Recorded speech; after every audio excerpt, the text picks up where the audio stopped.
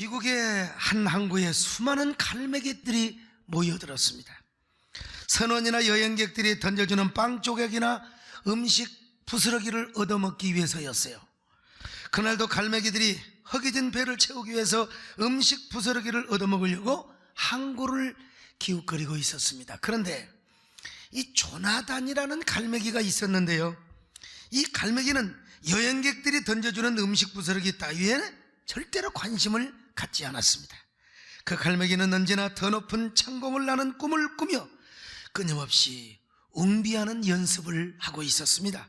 그런 조나단에게 부모와 형제들은 갈매기가 나는 이유가 어디에 있는 줄 아느냐? 우리가 먹이를 구하기 위함 때문이라고 권면을 하였습니다. 정신 차리라고. 그리고 친한 친구들도 조나단에게 경고를 합니다. 더 이상 우리와 어울리지 않고 비행 연습만 하고 있다면 우리는 너를 왕따시켜버리고 말 것이다. 그러나 조나단은 계속해서 포기하지 않고 하늘을 비행합니다. 오르고 또 오릅니다. 비가 와서 날개가 촉촉이 적셔지는 날에도 비바람을 뚫고 폭풍이 부는 저 하늘을 향하여, 검은 하늘을 향하여 비행하고 웅비하고 또 날개치며 솟구칩니다. 그러다가 그는 최고의 비행을 하게 됩니다. 그는 어느 갈매기도 경험하지 못한 저 높은 구름 위를 날아가게 되는, 그 높은 하늘을 날아오르니 다른 갈매기가 전혀 보지 못하는 또 다른 세계가 보여진 것입니다. 그래서 조나단은 더 높은 하늘을 날아오르며 저 아래서 음식 부스러기나 얻어먹으려고 기웃거리는 갈매기들을 향하여 이렇게 외칩니다. 가장 높이 나는 새가 가장 멀리 바라본다고 말이죠. 이것은 리차드 버크가 쓴 갈매기의 꿈이라는 단편 소설의 줄거리입니다. 과연 조나단이라는 갈매기는 갈매기 세계에서 창조적 퍼스트 무버가 된 것입니다. 갈매기 세계에도 전혀 또 다른 세계가 있다는 사실을 알게 되었습니다. 음식 부스러기에 자신의 삶을 올인했던 갈매기, 여행객들이 뭡니까? 던져지는 부스러기 하나라도 더 얻어먹으려고 집중을 했던 그런 조나단이었는데, 그도 역시 패스트 팔로우의 삶을 살았던 조나단이었습니다. 근데 지금은 날고 또 비상하며 날고 있다는 것입니다. 여러분, 패스트 팔로워라는 말은 발빠른 추격자라는 말입니다. 1등 기업의 성장을 모델로 해서 뒤따르는 2등 기업을 의미하는 말입니다. 조나단이라는 갈매기도 한때는 어떻게든지 살아남으려고 음식 부스러기 하나, 거기에 그거 하나 더 먹으려고 동료들과 경쟁을 하고 그냥 던져주면 휙 날아서 그걸 받아먹고 말이죠. 이리저리 목숨을 걸고 날아다녔던 갈매기였습니다. 그런데 조나단은 이제는 저 하늘의 푸른 창공을 날아다니는 다른 갈매기들이 전혀 경험하지 못하는 그야말로 창조적 퍼스트 무버가 되었던 것입니다. 창조적 퍼스트 무버란 말이 무슨 말이냐? 새로운 개척자라, 내지는 앞서가는 혁신자라는 의미입니다. 그래서 조나단은 높이 날며 비상을 하면서 갈매기 세계를 새로 개척했고 앞서가는 갈매기의 혁신자가 된 것입니다. 더 멀리 바라보고 더 크게 보고 더 넓게 보는 위대한 갈매기가 된 것이죠. 그래서 갈매기 세계에도 전혀 다른 세계가 있다는 사실을 깨달았습니다. 한마디로 지금까지 살아왔던 삶의 세계의 통념의 틀이 깨져버렸습니다. 완전히 파괴가 되어버리고 말았어요. 그래서 3차원을 넘어서 이제는 4차원의 혁신적 삶을 살게 된 것입니다. 4차원의 창조적 세계가 열리게 된 것입니다. 참으로 수많은 갈매들 중에 새로운 혁신자가 되고 창조적인 파괴력을 행사하게 된 것입니다. 저는 지난주에 워싱턴을 다녀왔습니다. 세계 어디를 가더라도 삼성이라는 브랜드 홍보물을 볼 수 있어요. 요즘 삼성이 좀 시끄럽긴 합니다만은 큰 건물이나 높은 탑에 삼성이라는 옥외 전광판 글씨, 특별히 여러분 중국을 가보십시오. 얼마나 삼성의 전광판이 크게 쓰여져 있는가. 왜 그러냐? 삼성도 이미 퍼스트 무버가 되었기 때문에 그렇습니다. 삼성도 과거에는 패스트 팔로우였습니다. 애플이나 소니를 따라잡으려고 발빠른 추격자, 벤치마킹을 하는 기업이었습니다. 그런데 지금은 패스트 팔로워를 넘어서 이제는 퍼스트 무버가 된 것입니다.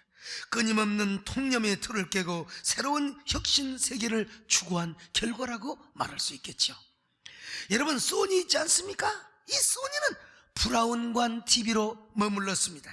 그런데 삼성은 LCD TV를 개발하여 세계 TV 시장을 완전 석권해버리고 말았습니다.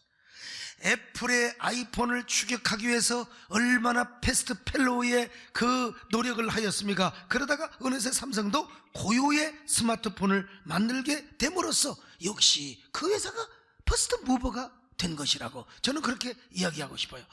삼성이 코닥이나 소니를 일부러 망하게 하려고 한 것은 전혀 아닙니다.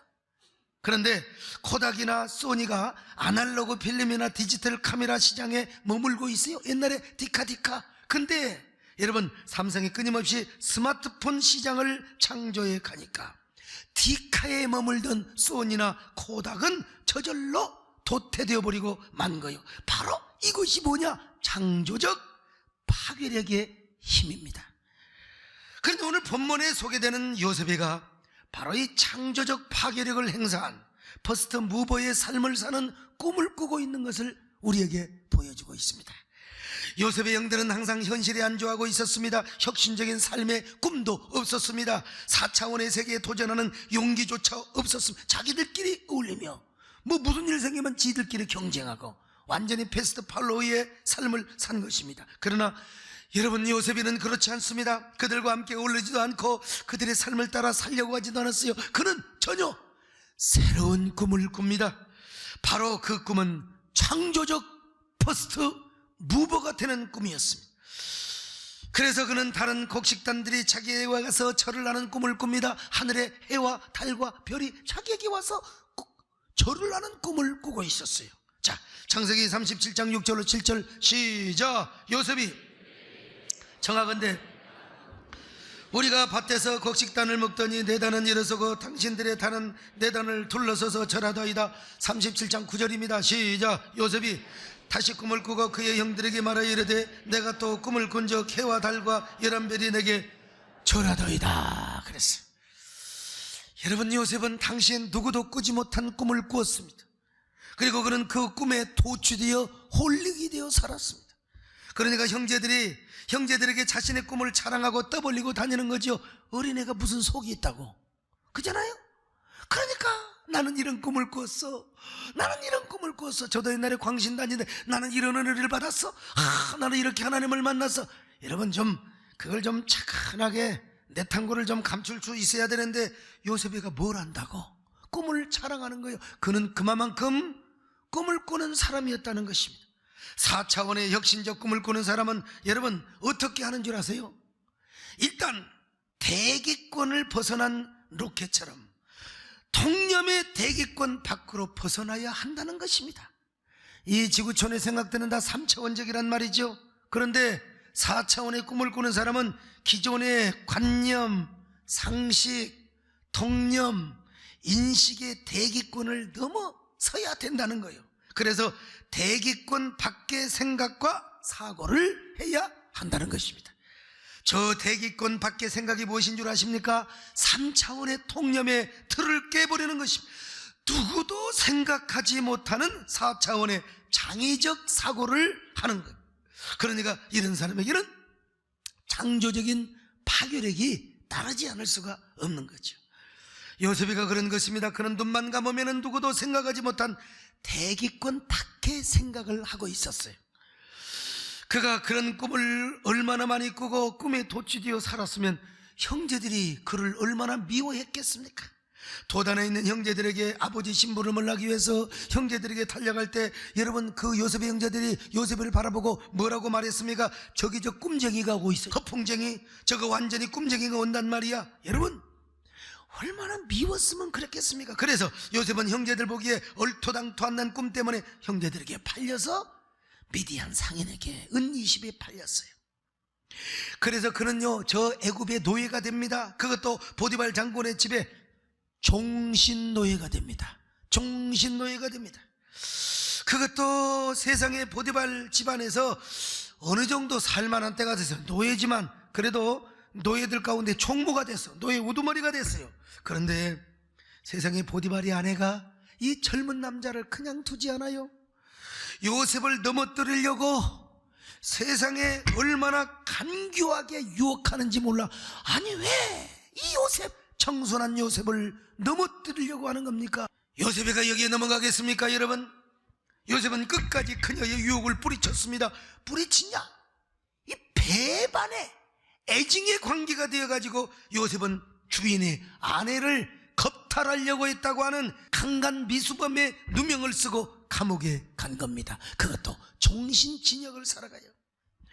요셉이가 들어간 감옥은 그냥 감옥이 아니라 왕의 정치범, 이 정치범들만 수용되었던 종신감옥이요.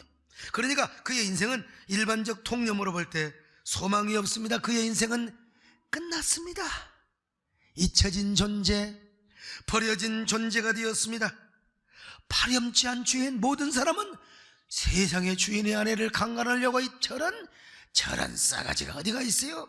세상에 완전히 쓰레기 인생, 버려진 존재, 완전히 망신당하는 존재. 그래서 감옥에서 살다가 감옥에서 죽어야 하는 신세가 되어버리고 말았어요. 그러나 여러분, 요셉은 세상적으로 볼 때 그런 사람으로 정죄를 받았지만은 그의 생각과 꿈은 사라지지 않았습니다.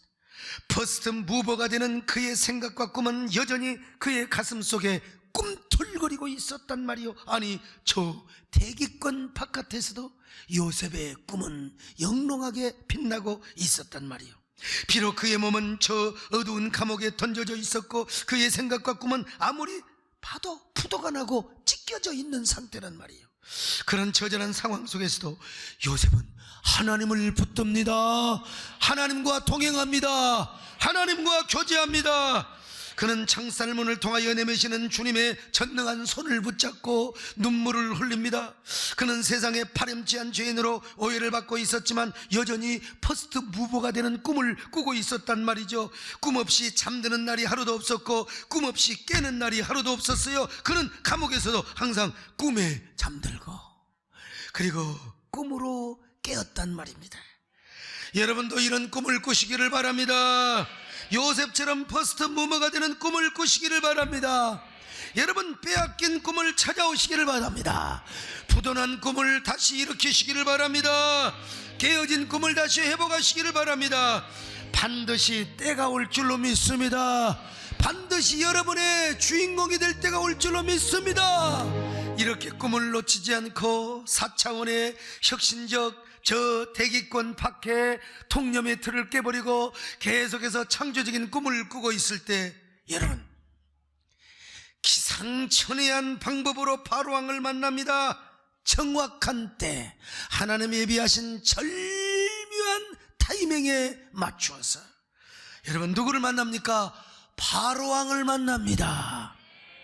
바로왕을 만나서 누구도 해몽하지 못한 꿈을 해몽하는 거예요. 바로왕이 꾼 꿈이 뭔 줄 아세요? 저 나일강가에 자기가 섰는데 7 송아지가 얼마나 살이 쪘는지 그냥 포동포동해. 근데 얼마나 해리하고 파괴하고 그냥 흉측하게 생긴 이런 그 뱃삭 마른 소가 이 7마리 소를 다 잡아먹어버려요. 그런데 또 꿈을 꿨어요. 꿈을 꾸는데 이번에는 한 줄기에 무성하고 충실한 7 이삭이 나왔어요. 그 후에 가늘고 통풍에 마른 아주 파리한 이삭이 또 무성하고 충실한 7 이삭을 다 잡아먹어버려. 꿈이 한 번도 아니고 2번이요. 그래서 얼마나 고민이 되고 신경이 쓰였는지요. 애굽의 모든 박수와 꿈 해몽가 그리고 점술가들을 다 불러서 이 꿈을 해몽해달라고 누구도 해몽할 수가 없어요. 하나님이 그들의 그 지혜를 다 막아버린 겁니다. 요셉이를 하나님이 등장시키기 위해서 그때 누가 등장합니까? 요셉이가 나타납니다. 요셉이 납시여. 꿈 얘기 들어보니까 요셉이가 쫙 해몽을 해버리는 거예요. 그 꿈 해몽은 이런 것입니다. 앞으로 7년 동안 엄청난 풍년이 옵니다. 엄청난 경제적 호황기가 옵니다. 그런데 7년 후에 어마어마한 흉년이 옵니다. 그러므로 7년 풍년 동안의 곡식을 잘 저축을 해서 흉년을 대비해야 된다는 겁니다. 이걸 하려면 지혜와 명철이 있는 사람을 세워서 다가올 흉년, 다가올 불경기를 잘 대비를 하셔야 됩니다. 그랬더니 바로 왕이 감탄을 하며 말을 하는 거예요. 어디서 그대처럼 이렇게 하나님의 영에 감동된 사람을 찾을 수가 있겠어?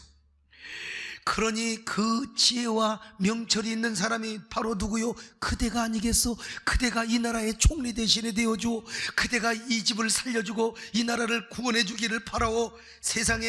자, 창세기 41장 38절로 43절 시작. 바로가 이와 같이 하나님의 영에 감동된 사람을 우리가 어찌 찾을 수 있으리요 하고 요셉에게 이르되 하나님이 모든 것을 내게 보이셨으니 너와 같이 명철하고 지혜 있는 자가 없도다. 너는 내 집을 다스리라. 내 백성이 다 내 명령에 복종하리니 내가 너보다 높은 것은 내 왕자뿐이니라. 바로가 또 요셉에게 이르되 내가 너를 온 애굽 땅의 총리가 되게 하노라 하고 자기 인장 만지를 비어 요셉의 손에 끼우고 그에게 세마포를 입히고 금사슬을 목에 걸고 자기에게 있는 버금수레에 그를 태우매 무리가 그 앞에서 소리를 지르기를 엎드리라 하더라. 바로가 그에게 애굽 천국을 총리로 여러분 버금수레에 태워서 요셉이가 행차를 하는 거예요. 요즘은 카포레이드를 하는 거예요. 그러니까 막 그냥 사람들이 뭐라고 합니까? 엎드리라. 애굽의 새로운 총리시다. 물러거라. 이런 역사가 나타나는 거예요. 여러분, 요셉이가 애굽의 전 지역을 다스리는 총리 대신이 된 것입니다. 나도 꿈 해몽의 은사가 있는데 내가 그때 태어났으면 얼마나 좋았을까? 내가 그러면 바로왕의 꿈을 해몽했을 텐데 이런 생각도 해봅니다만은 여러분, 요셉에는 아무튼 간에 이런 기가 막힌 쨍하고 해뜰 날이 돌아온 겁니다. 옛말에 죽음에도 해뜰 날이 있다고 했잖아요. 감옥에, 창살 감옥에 갇혀서 요셉은 끝났다. 그런데 여러분, 4차원의 저 위대한 창조적 퍼스트 무버의 꿈을 꾸고 있을 때 여러분, 요셉이가 그 노래를 불렀던 겁니다. 여러분요, 쨍하고 해뜰 날 돌아온단다. 요셉이는 총리 대신에 되어서 무엇을 합니까? 보디발 아내부터 보복을 해야 되겠지요. 그리고 마음껏 호강을 누리고 큰소리 땅땅 치면서 권세를 휘두르고 살아야 되겠죠. 그러나 천만에요, 그는 애굽을 구원하는 데 앞장섭니다. 애굽 사람들을 섬기는 데 앞장을 서요. 그리고 바로왕의 권위를 높이고 바로왕의 왕권을 세우는 데 주력합니다. 여러분, 그러자 바로왕과 그의 신하들이 요셉을 존경할 뿐만 아니라 애굽의 모든 사람들이 감격에 감격을 한 것입니다. 그리고 요셉은 그의 형제들과 또 요셉의 아버지 야곱을 구원하지요. 형제들을 진심으로 섬깁니다. 여러분, 그도 사람인지라 왜 형제들에게 보복하고 싶은 마음이 왜 없겠습니까? 그러나 요셉은 진정으로 형제들을 용서합니다. 사랑합니다. 섬깁니다. 그러니까 나중에 형제들이 너무나 감복하여서 우리는 당신의 종에 불과하다고 이렇게 고백을 하는 거예요. 자, 창세기 50장 18절 시작. 그의 형들이 요셉 앞에 엎드려 이르되 우리는 당신의 종들이니이다. 요셉의 화해, 요셉의 용서, 요셉의 섬김을 보고 그들은 요셉 앞에 엎드려 이렇게 고백하잖아요. 아니, 이런 고백을 하고도 남았을 것입니다. 요셉 아우님, 아우님의 은혜가 하예와 같소이다. 아니, 총리 대신에 은혜가 하예와 같습니다. 우리가 어찌 아우님의 은혜를 갚아야 할지. 우리는 그저 당신들의 종일 뿐이옵니다. 당신들의 종이라는 것입니다. 여러분, 얼마나 형제들이 감동을 받았으면 동생들에게, 아니 동생들이 아니지 동생에게 이런 고백을 했겠습니까? 바로 이것이 뭔 줄 아세요? 창조적 파괴력이라고 하는 것입니다. 그런 창조적 파괴력은 어떤 사람을 통해서 나타나느냐? 창조적 퍼스트 무버를 통해서 나타나게 된다는 사실입니다. 요셉은 창조적 퍼스트 무버가 된 사람입니다. 바로왕과 애굽의 신하와 애굽인들 앞에서 퍼스트 무버가 되었고 형제들 앞에서도 마찬가지였습니다. 이런 창조적 파괴력을 행사하는 요셉의 모습을 하나님도 보시고 얼마나 감동하셨을까요? 요셉아, 참으로 네가 꿈을 이루었구나. 곡식단이 그리고 하늘의 해와 달과 별들이 너에게 절하는 꿈을 네가 이루었구나. 내가 애굽의 총리대신이 되어 형제들을 용서하고 화해를 하고 애굽의 모든 국민을 구원하고 섬기는 모습을 보니, 야, 내 눈에도 네가 그렇게 장하고 대견스럽게 보이는구나. 여러분, 이처럼 4차원의 혁신적 삶을 살며 창조적 파괴력을 행사하는 사람 누구요? 요셉이었습니다. 오늘 여러분 요셉이가 되시기를 바랍니다. 조나단이 되시기를 바랍니다. 요셉이는 자신을 통하여 하나님의 구속의 마스터 플랜이 이루어지게 됐습니다. 요셉을 통하여 아브라함과 이삭과 야곱에게 약속하신 인류 구원의 길을 열고 그 길이 이루어지도록 요셉이가 쓰임을 받았다는 거예요. 그런 요셉을 통하여 하나님의 영광이 막 드러납니다. 애굽 천지에 드러나 식량을 사러 온 모든 근동의 백성들에게 다 드러났어요. 왜 그런 줄 아세요? 하나님의 축복에는, 하나님의 은혜에는 전달성이 있고 선교성이 있음을 믿으시기 바랍니다. 여러분이 복 받으면 하나님께 영광을 돌리고 여러분이 받은 그 복이 다른 사람에게 흘러가게 되고, 그리고 하나님을 증거하는 선교성이 있다니까요. 여러분들도 이런 선교성의 사람이 되시기를 바랍니다. 당시 하나님을 모르는 사람들이 얼마나 많은 사람들이 요셉을 통하여 하나님의 전능함을 받겠어요. 야, 여호와 하나님은 달라. 애굽의 신들과는, 저 근동의 신들과는 비교할 수가 없어. 여호와 하나님만이 사람을 살리기도 하고 죽이기도 하고 나라를 망하기도 하고 흥하기도 하시며, 여호와 하나님만이, 할렐루야, 전능하신 하나님이요, 위대하신 하나님이요, 유일하신 하나님이요, 온 백성들이 하나님께 영광을 돌렸을 것입니다. 하나님을 칭송하였을 것입니다.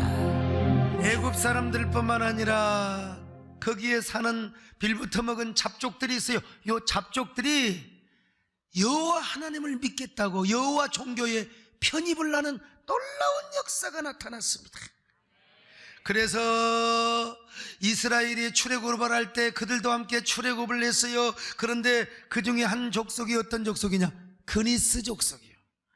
그니스 족속들이 모두 다 야훼 종교로 편입했다고 볼 수는 없지만 그 족속의 일부가 여호와 종교로 편입을 한 것입니다. 그리고 그 족속 중에 한 사람이 누구냐? 갈렙입니다. 갈렙. 바로 이 사실을 구약신학자 유명한 저 제임스 보이스가 주장을 하는데 성경에도 분명한 근거가 있습니다. 자, 여호수아 14장 14절을 같이 보실까요? 시작. 헤브론이 그니스 사람 여분네 아들 갈렙의 기업이 되어 오늘까지 이르렀으니. 자, 여러분, 갈렙이 그니스 족속의 후예요. 이걸 반대하는 학자도 있습니다. 있기는. 근데 저는 그런 학설을 따르지 않고 제임스 보이스, 그리고 여러분 여기 히브리 원문을 보면 그니스 사람이란 말이 그니스 가문이란 말이요, 그니스 족속이란 말입니다. 그러니까 원래 그니스 족속은요, 이스라엘 백성들에게 멸망당해야 할 백성이었어요. 근데 갈렙은 멸망받을 그니스 족속의 후예였는데 훗날 여러분 이방 종교를 믿었던 그니스 족속이 여호와 종교에 편입을 하였습니다. 갈렙이라고 하는 이름의 뜻이 뭔 줄 아세요? 개입니다. 개. 유대인은 어떤 경우도 개라고 이름 짓지 않습니다. 어떤 유대인도, 이방인들만 그렇게 이름을 짓습니다. 그런데 태어나기를 그니스 족속에서 태어나고 개 같은 인생을 살아야 했던 갈렙도 훗날 얼마나 위대한 하나님의 사람이 되었습니까? 창조적 퍼스트 무버가 됐어요. 여호수아와 쌍벽을 이루는 위대한 지도자가 된 것입니다. 여러분, 다른 10지파 대표들은 가나안 땅을 정탐한 후에 부정적인 보고를 합니다. 죽었다 깨도 우리는 그 땅을 차지할 수 없습니다. 죽었다 깨도 그들의 성은 난공불락이고 그들은 기골이 장대할 뿐만 아니라 우리는 그 땅 차지할 수가 없습니다. 그러니 애굽으로 돌아갑시다. 그때 갈렙이 일어나서 뭐라고 말합니까? 여러분, 저 말은 가짜입니다. 저 말에 현혹되지 마십시오. 가나안이 얼마나 기름지고 비옥한 땅인 줄 아세요? 하나님이 약속하신 땅이요, 그리고 하나님이 함께 하시면 저들은 우리의 밥입니다. 저들은 우리의 밥입니다. 우리가 당장 쳐들어 올라갑시다. 하나님이 함께 하시면 그 땅을 우리가 취할 수가 있습니다. 할렐루야. 민수기 13장 30절이요 시작. 갈렙이 모세 앞에서 백성을 조용하게 하고 이르되 우리가 곧 올라가서 그 땅을 취하자 능히 이기리라 하나. 자, 민수기 14장 6절로 8절 시작. 그 땅을 눈의 아들 여호사와 여분네 아들 갈렙이 자기들의 옷을 찢고 이스라엘 자손의 원내 중에게 말하여 이르되 우리가 두루다니며 정탐한 땅은 심히 아름다운 땅이라. 여호와께서 우리를 기뻐하시면 우리를 그 땅으로 인도하여 들이시고 그 땅을 우리에게 주시리라. 이는 과연 적과 꿀이 흐르는 얼마나 4차원적 혁신적 언어를 구사하고 있습니까? 여러분, 이게 뭐냐? 창조적 파괴력의 힘입니다. 세상에 그가 누군데 그니스 족속의 후예요. 이름이 개야. 응. 개 같은 인생을 살아야 할 갈렙이 여러분 창조적 퍼스트 무버가 되어서 온 이스라엘 백성들의 귀감이 되고 얼마나 존경받는 리더십을 행사합니까? 그런데 갈렙이 누구한테 영향을 받았느냐? 요셉의 영향을 받았다 이 말입니다. 할렐루야. 요셉의 하나님의 영향을 받았어요. 그래서 요셉은 이렇게 볼 때요, 창조적 파괴력의 영향력이 끊임없는 선순환의 역사를 나타내게 된 것입니다. 여러분도 여러분을 통하여 끊임없는 선순환의 역사가 나타나시기를 바랍니다. 계속해서 복음의 선순환, 축복의 은혜의 선순환의 역사가 나타나시기를 바랍니다.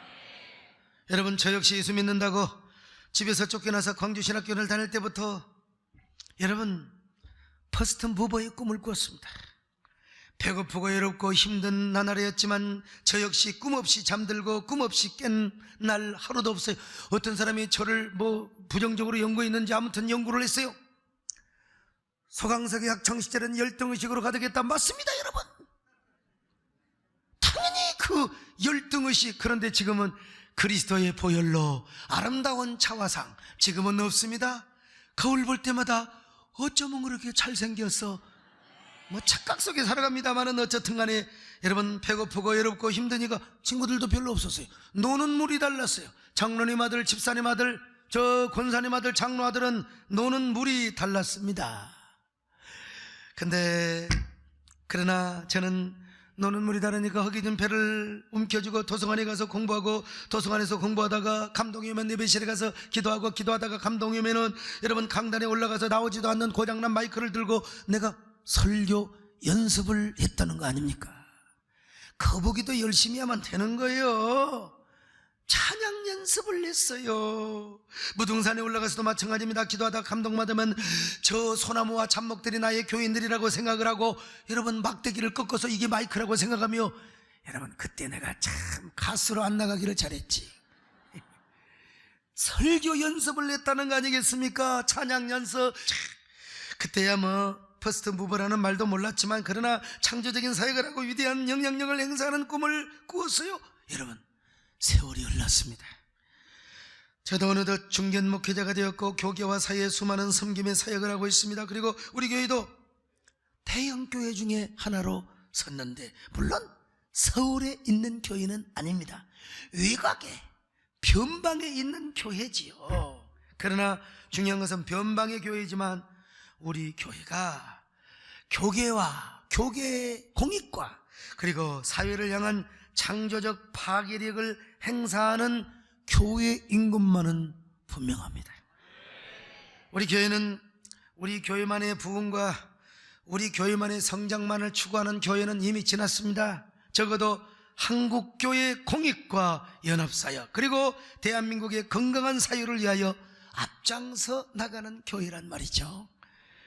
특별히 반기독교 정서를 막고 교회 생태계를 지키는 데 있어서 선구자적 역할을 해왔다는 것은 자타가 공인하고 있지 않습니까? 누구도 생각하지 못한 때에 우리는 한국전 참전 용사들을 초청해왔습니다. 누구도 생각하지 못한 주기철 목사님의 다큐와 여러 가지 다큐를 후원하여 공중파 방송에서 방영할 수 있게 되었습니다. 믿지 않는 수많은 국민들에게 복음을 전하고 한국교회의 긍정적 이미지를 심어주었다고 확신합니다. 얼마나 놀라운 일입니까? 또한 누구도 생각지 못한 결의사랑 가곡 페스티벌을 예술의 전당에서 하였고 윤동주 100주년 추모음악회를 이거 왜 합니까? 우리 정권사님 말 맞다나? 이거야말로 시대와 소통할 뿐만 아니라 사회를 향한 창조적 4차원의 파괴력을 행사하는 퍼스트 무브의 마인드만 가진 사람만이 할 수 있는 거예요.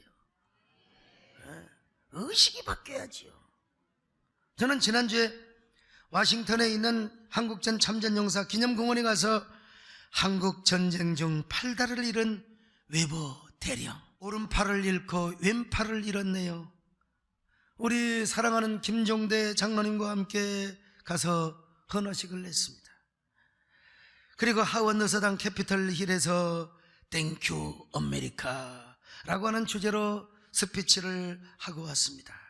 난 내가 봐도 참 웃기는 사람이 아닐 수가 없어요. 또 한편으로 생각하면 이야, 참 대한민국 목회자의 한 사람으로서 교회 생태계를 지키는 사역을 할 뿐만 아니라 민간 외교 활동도 하는 걸 보면은 참 이게 뭐냐? 바로 4차원적 창조적 파괴력의 영향력이다. 할렐루야. 이것은 여러분들이 퍼스트 무버 의식을 가지고 저를 후원하고 지지하고 여러분들이 응원하기 때문에 할 수 있는 거 아니겠어요? 이 자리를 빌어서 다시 한번 여러분 모두에게 감사를 드립니다마는 진짜 옆 사람 보고 인사해 보세요. 우리 집사님은 진짜 멋져 보러. 한 번 더요. 어쩌면 그렇게 창조적 퍼스트 무버처럼 생기셨습니까? 저는요, 뭐 누구하고 경쟁도 안 합니다. 제가 교만하단 말이 아니라 도토리 기저귀 같은 거 안 해요. 교권 싸움, 정치적인 파당 싸움 이런 거 안 해요. 조나단이라는 갈매기처럼, 그리고 요셉처럼 그저 높이 높은 생각을 가지고 공익을 위해서, 건강한 사회를 위해서, 그리고 내 이름을 어느 역사에 남겨둘 것인가, 이런 걸 생각하면서 살아가고 있다 이 말이에요. 여러분, 높이 날아서 저 높은 세계에 날아보니까 이전에는 보이지 않았던 4차원의 혁신적 세계가 보이지 않겠습니까? 베스트 팔로워로서 끊임없이 추격자의 삶을 살던 때에는 전혀 보이지 않았던 창조적인 영향력의 세계가 이제는 내 눈에 보이기 시작한 거예요. 그래서 제 스스로 행복합니다. 보람을 느낍니다. 쓰임받는 순간이 얼마나 행복하고 얼마나 보람된 시간인지 몰라요. 주여, 제가 무엇입니까?